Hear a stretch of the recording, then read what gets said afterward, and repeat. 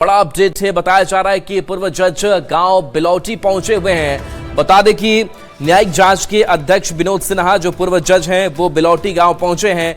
मामले की जांच के लिए पूर्व जज पहुंचे हुए हैं। तो देखिए जो ये कमेटी बनाई गई है, जो न्यायिक जांच की पूरी टीम है, उसके अध्यक्ष हैं पूर्व जज विनोद सिन्हा जो बिलौटी गांव पहुंचे हैं और इस पूरे मामले की तहकीकात वहां पर ये पूरी टीम करेगी और न्यायिक जांच इस पूरे मामले की जाएगी कि आखिर कहां कैसे किससे गलती हुई, क्योंकि पुलिसकर्मियों पर लगातार कई गंभीर आरोप लग चुके हैं। चंदन हमारे साथ फोन लाइन पर है, न्यूज 18 संवाददाता चंदन। पूर्व जज विनोद सिन्हा पहुंचे हैं, न्यायिक जांच के जो अध्यक्ष हैं, क्या कुछ वहां पर कार्रवाई हो रही है, अपडेट क्या आपके पास? बिल्कुल, मामला भरत तिवारी इनकाउंटर से जुड़ा हुआ है, जहां की 17 जून को भोजपुर जिले के शाहपुर थाना क्षेत्र के बिलौटी गांव में युवक भरत तिवारी की पुलिस एनकाउंटर में मौत हो गई थी और उसको लेकर के लगातार हंगामा प्रदर्शन का दौर जारी है, जहां परिजन और ग्रामीण इसको हत्या करार दे रहे हैं। वहीं इसको लेकर के सरकार ने न्यायिक जांच के आदेश दे दिए थे और पहली बार आज जो न्यायिक जांच आयोग के अध्यक्ष है पूर्व न्यायाधीश विनोद सिन्हा, वो यहाँ पहुंचे थे। पूरे यहाँ के शाहबाद के डीआईजी, तमाम जो पुलिस के अधिकारी हैं वो लोग, सभी लोग घटनास्थल पर पहुंचे थे। उसके बाद वे लोग पीड़ित परिवार के घर भी गए, जहाँ की परिजनों से घटना की जानकारी ली और हालांकि इस संदर्भ में कोई आधिकारिक बयान सामने नहीं आया है। जो रिटायर्ड जज हैं उन्होंने कुछ भी कहने से इनकार कर दिया, लेकिन जांच को लेकर के वे पहली बार पहुंचे थे। काफी संख्या में पुलिसकर्मी मौजूद थे और तमाम घटना की पहलुओं की उन्होंने विस्तारपूर्वक गहन समीक्षा की, परिजनों से बातचीत की और तमाम जो घटना से संबंधित बात है उसकी जानकारी लेने के बाद वो आगे के लिए रवाना हो गए हैं। तो सबसे बड़ी खबर ये भरत तिवारी इनकाउंटर को लेकर के आई है, जहाँ की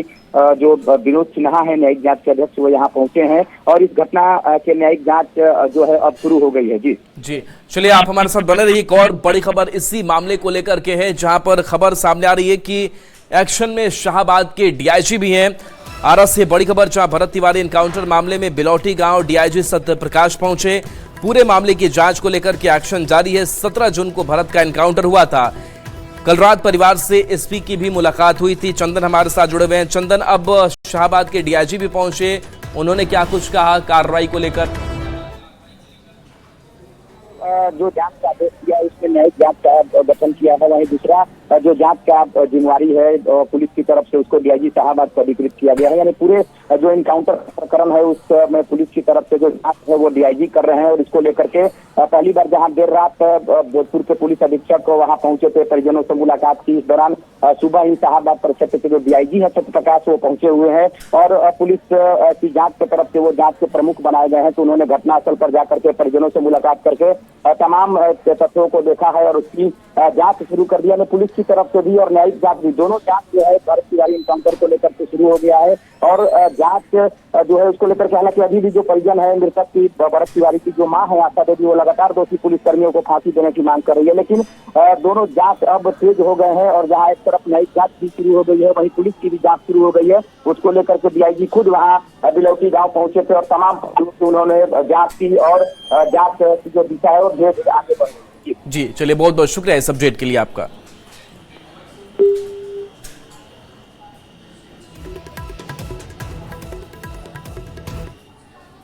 और देखिए, भरत तिवारी एनकाउंटर के 8वें दिन जो एसपी है वो भी गांव पर पहुंचे और एक एक लोगों से यहां पर परिजनों से बातचीत की गई, पूरे मामले की जानकारी ली गई, उस वस्तु स्थिति को भी समझने की कोशिश की गई है। तो लगातार एक्शन देखने को मिल रहा है। बता दें कि इस दौरान उन्होंने परिवार के सदस्यों से बात की और एक एक सदस्य की बातों को एसपी ने गंभीरता से सुना और भरोसा दिलाया कि सभी बिंदुओं पर जांच की जा रही है। एसपी ने परिवार के सदस्यों को भरोसा दिलाया कि वे अपनी बात कहने नहीं आए हैं बल्कि परिवार का सुनने आए हैं। एसपी के सामने पीड़ित परिवार ने सीबीआई जांच की भी मांग की। भरत की हत्या के आरोपी पुलिसकर्मियों को कठोर सजा मिलने की बात कही, जिस पर एसपी ने भरोसा भी दिलाया। साथ ही पीड़ित परिवार को सुरक्षा का भी भरोसा दिलाया है। हालांकि भरत तिवारी के परिवार से मुलाकात के बाद निकले एसपी ने मीडिया के किसी भी सवालों का जवाब नहीं दिया और वे गाड़ी में बैठकर निकल गए। ठीक है, 2 मिनट सर, हम लोग को प्रार्थना है, हम लोग नहीं मांगे आपसे, सुनने आए हैं, अपनी बात को बताने नहीं आए। आपको बहुत ऐसा सूचना सर, हम आपसे मांग करते हैं जांच करके यहाँ पर कीजिए। आप यहाँ पे आए यही जांच में हमने में से जांच बूझ करके जेकर गलती हुई करके सजाए दिया। एसपी सर जो बात दो रस्ता कहनी है, दो रस्ता हाँ पानी। क्या कुछ एक हफ्ते बाद एसपी रुआ घरे ही ले हाँ बीच में नहीं? ना बीच में नहीं है। क्या लगता है इसे कितने संतुष्ट अब देखिए, अब इंसाफ मिलने के बाद ही ना बुझाएगी। अच्छा, सुरक्षा देने की बात कही, लेकिन हाँ। आप लोग बोले उनसे भी हमको डर है। हाँ तो डर बढ़ नहीं गया।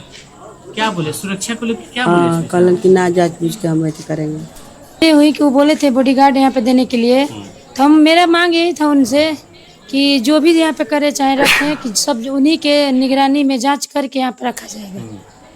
वो बोले कि हाँ जो भी होगा मेरे ऊपर आएगा। कुछ भी होगा? हाँ कुछ भी होगा। हाँ राज, आप लोग को डर लग रहा हाँ हमको तो डर लग रहा है, इसीलिए हम उनको उनसे मांग किए हैं।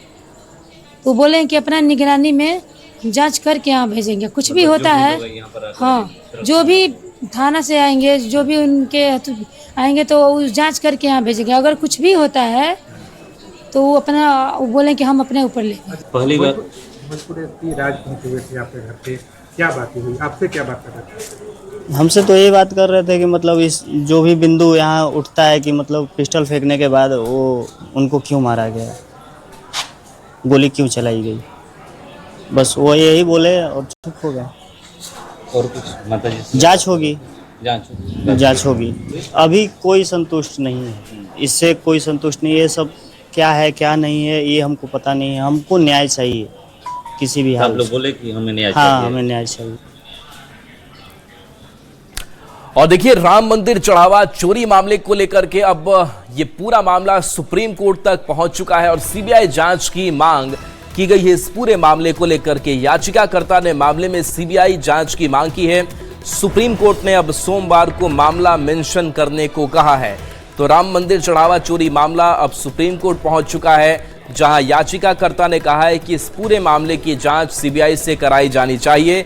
सुप्रीम कोर्ट ने सोमवार को मामला मेंशन करने को कहा है।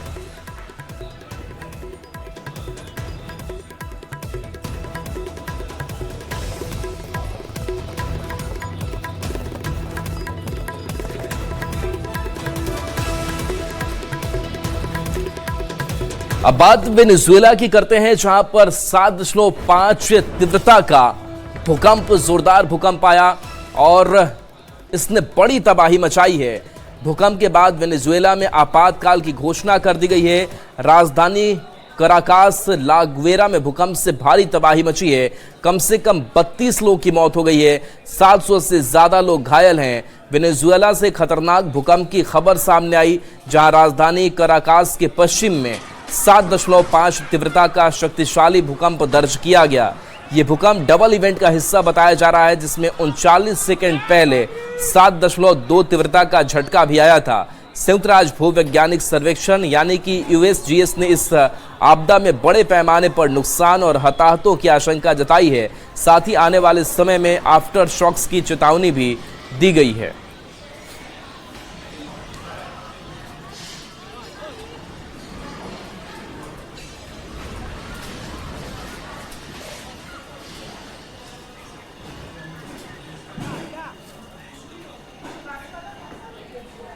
और देखिए, वेनेजुएला में हुए तबाही के बाद से प्रधानमंत्री नरेंद्र मोदी ने भी एक्स पर पोस्ट किया है और इस पूरे घटनाक्रम को लेकर के उन्होंने अपनी शोक संवेदना व्यक्त की है। साथ ही ये आपको पोस्ट दिखा रहे हैं, जहां इस पोस्ट में घायलों के जल्द ठीक होने की प्रार्थना पीएम ने की है। पीएम ने एक्स पर लिखा है कि सभी लोग एकजुटता के साथ खड़े हैं और त्रासदी की इस घड़ी में वेनेजुएला की मदद के लिए भारत तैयार है।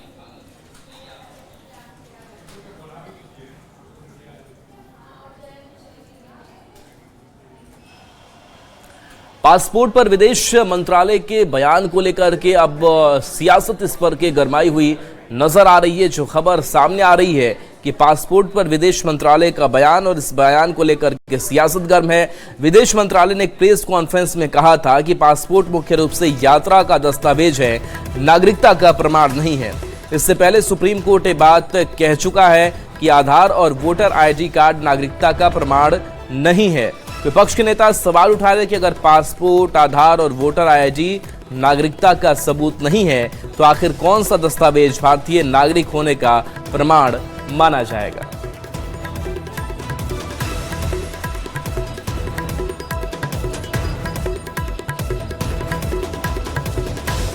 और देखिए, बीजेपी के प्रदीप भंडारी ने भी कांग्रेस पर जमकर हमला बोला है और कहा कि इस पूरे मामले को लेकर के भ्रम फैलाने की कोशिश हुई।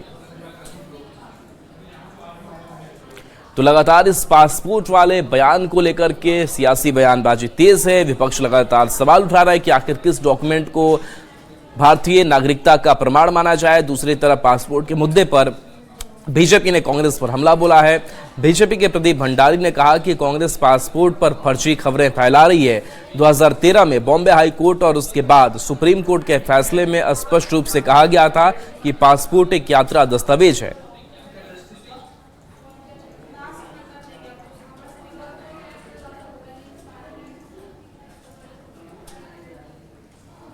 तो देखिए, पासपोर्ट क्या नागरिकता का प्रमाण है, प्रमाण नहीं है, इस पर बहस जारी है, इस पर सियासत जारी है। लेकिन इन सब के बीच समझना जरूरी है कि वाकई पासपोर्ट आपको क्या क्या अधिकार देता है। तो देखिए, पासपोर्ट की अगर बात करें तो पासपोर्ट को नागरिकता का प्रमाण नहीं माना जाना कोई नया फैसला नहीं है।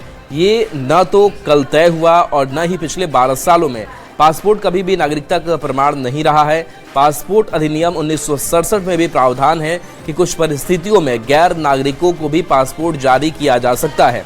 वहीं 2013 में बॉम्बे हाई कोर्ट ने भी अपने फैसले में स्पष्ट किया था कि पासपोर्ट नागरिकता का प्रमाण नहीं है।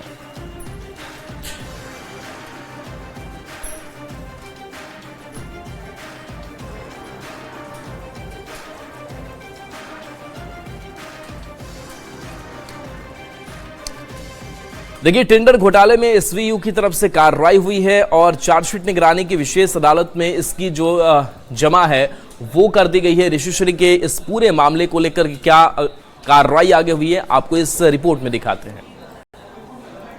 ये संख्या 5/2025 का अनुसंधान जो है एसबीयू कर रही है और अब तक की जो जांच है उसके आधार पर एसबीयू ने बुधवार को 4000 पन्नों की चार्जशीट जो है वो पटना सिविल कोर्ट स्थित विशेष निगरानी इकाई की कोर्ट में जो है जमा किया है। और बताते ये चलें कि इस चार्जशीट में वैसे तो कई अहम बातों का जिक्र है, लेकिन सबसे अहम बात जो है वो ये है कि ऋषिश्री जो है उनके मोबाइल में जो है गोपनीय सरकारी दस्तावेजों का जिक्र जो है वो पाया गया और इसका उल्लेख जो है चार्जशीट में किया गया है। एसबीयू के मुताबिक बिहार सरकार के विभिन्न विभागों में कथित रूप से रिश्वत देकर टेंडर हासिल करने वाले ऋषिश्री के मोबाइल से कैबिनेट की गोपनीय दस्तावेज जो है वो बरामद हुआ है और यह चार्जशीट निगरानी की विशेष अदालत के न्यायाधीश अतुल कुमार सिंह के अदालत में जमा की गई है। 4000 पन्नों की यह चार्जशीट जो है भ्रष्टाचार निरोधक वीएनएस ऑफिशियल सीक्रेट एक्ट के तहत जो है वो की गई है। बताते चले कि ऋषिश्री के मोबाइल से एसबीयू ने जो कुछ पाया है उसमें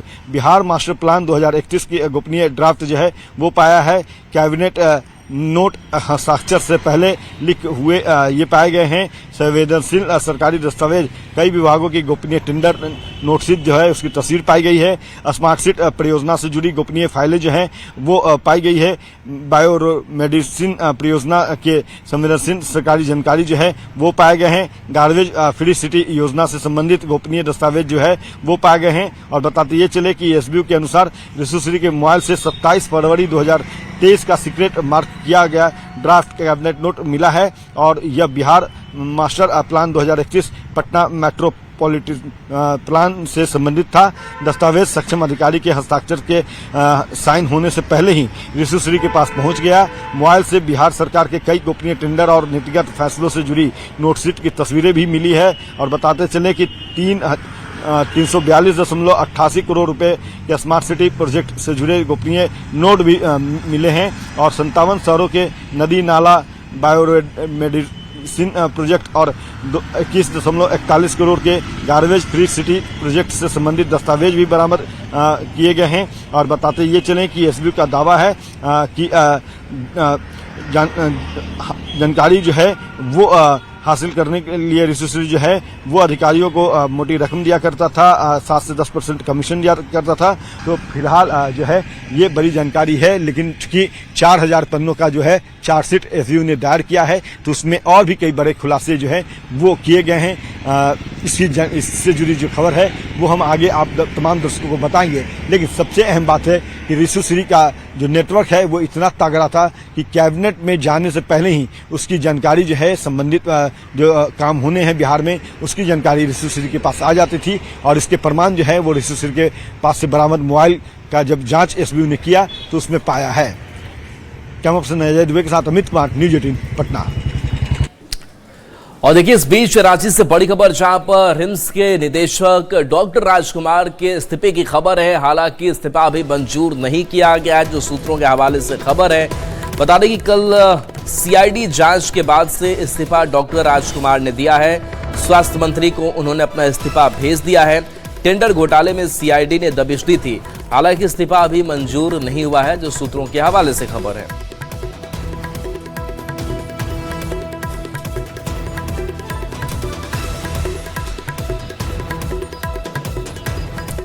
और बड़ी खबर पटना से, जहां पर चेन छिनतई की घटनाएं लगातार सामने आ रही है। और ऐसे ही चेन छिनतई की घटना में एक व्यक्ति गोली लगने से घायल हो गया।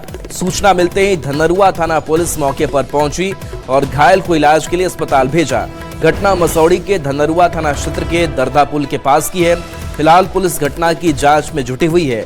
आसपास लगे सीसीटीवी कैमरों के फुटेज खंगाले जा रहे हैं ताकि अपराधियों की पहचान हो सके।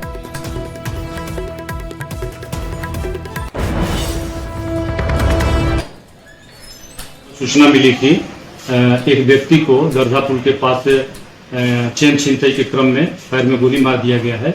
इस सूचना पर थाना द्वारा त्वरित कार्रवाई करते हुए जो घायल व्यक्ति थे गोप कुमार, उनको लाकर प्राथमिक स्वास्थ्य केंद्र धनरुआ में इलाज कराया गया और घटनास्थल का निरीक्षण किया गया।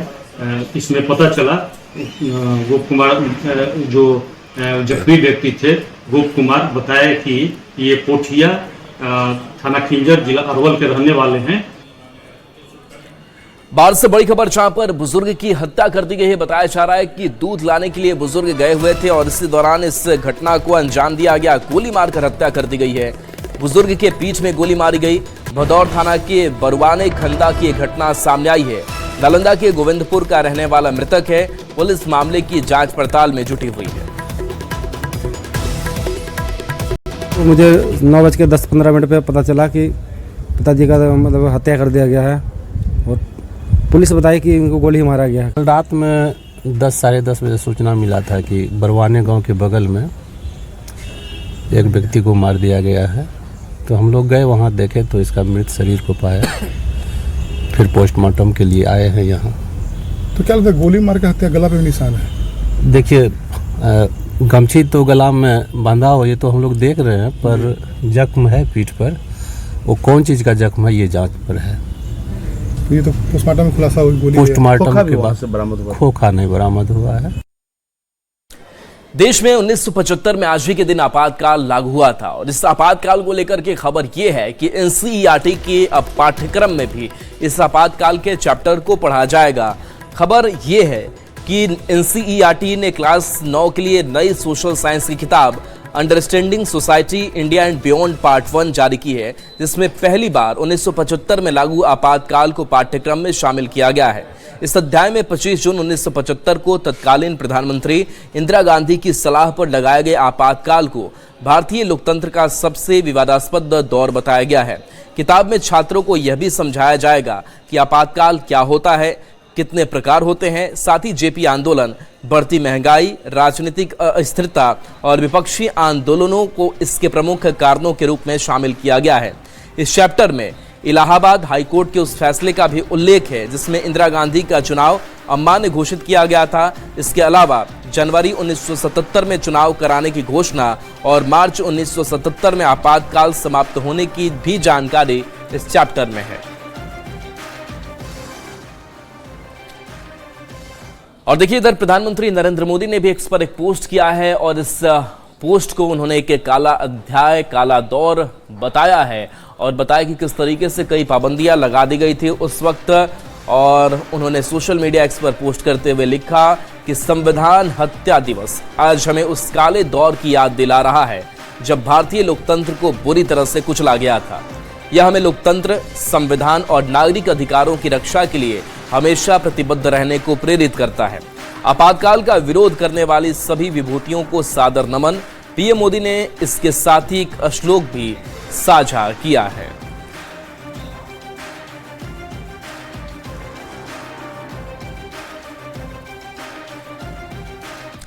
अब देखिए, प्रधानमंत्री नरेंद्र मोदी के साथ साथ बिहार के मुख्यमंत्री सम्राट चौधरी ने भी एक पोस्ट किया है और इस पोस्ट के जरिए उन्होंने आपातकाल को काला धब्बा बताया है, संविधान की आत्मा को कुचला बताया है। मुख्यमंत्री सम्राट चौधरी ने लिखा है, आपातकाल भारतीय लोकतंत्र पर लगा वह काला धब्बा था जब सत्ता के अहंकार में संविधान की आत्मा को कुचल दिया गया। अपनी कुर्सी बचाने के लिए लोकतांत्रिक मूल्यों का गला घोंटा गया, नागरिकों के अधिकार छीने गए और पूरे देश को भय, दमन और तानाशाही के अंधकार में धकेल दिया गया। 25 जून 1975 भारतीय लोकतंत्र को बंधक बनाने वाले उस दमनकारी दौर को देश कभी भूल नहीं सकता। संविधान हत्या दिवस पर उन सभी लोकतंत्र सेनानियों को श्रद्धापूर्वक नमन जिन्होंने संघर्ष, त्याग और बलिदान के बल पर लोकतंत्र की रक्षा की तथा संविधान की गरिमा को अक्षुण्ण रखा।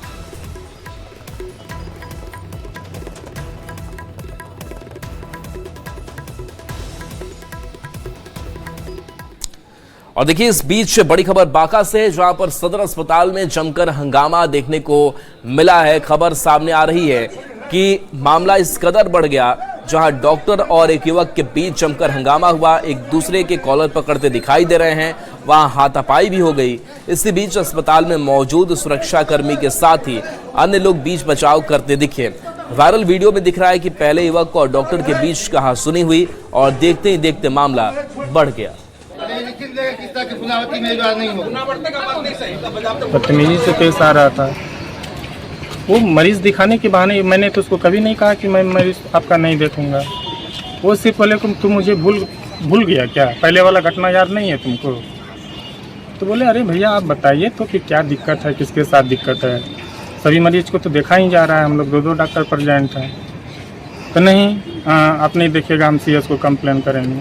बोलिए अरे आप सीएस को, हायर अथॉरिटी को कर ही सकते हैं। रोगी आया था, उसको समुचित इलाज ये की जा रही थी और कुछ ओपीडी का सब विशेषज्ञ की सेवा भी जो है फिजिशियन की लेनी थी, इसलिए यहाँ से लोग जो है देख के फिजिशियन की सलाह का आवश्यकता समझे इसलिए ओपीडी में भेजे।